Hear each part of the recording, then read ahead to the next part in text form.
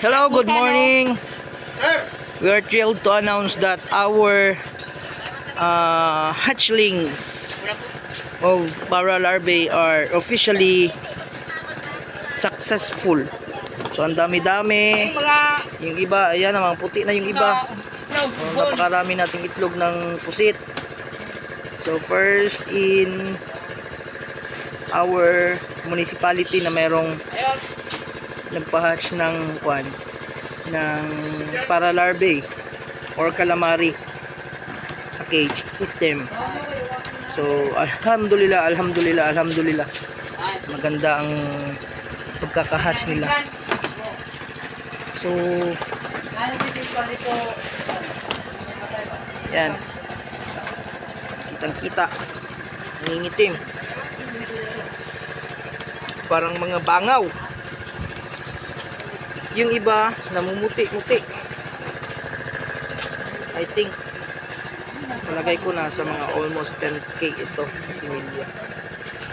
Estimated ko lang.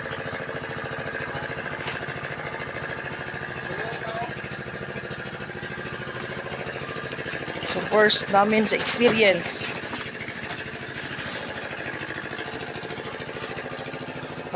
yung mga puti doon sa baba, yung mga parang mga butil ng bigas, yan yung kuan, yung unhatched eggs. Ito parang hindi pa nag-hatch, malapit na rin, bagong hatid ito, dalawang grupo. So sa napansin ko, nag-i-schooling din pala sila. Schooling ibig sabihin nag-grupo-grupo din sila. Sana. Yung kasiguro milyon na. Anong cost? No? Oh.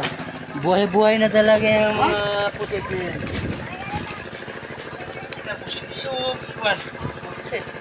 Yan po yung nakikita po ninyong namumuti.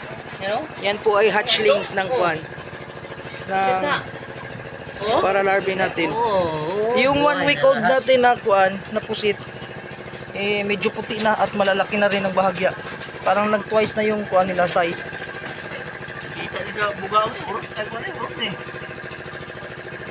Ay magdag ko ni gamay lang 100,000.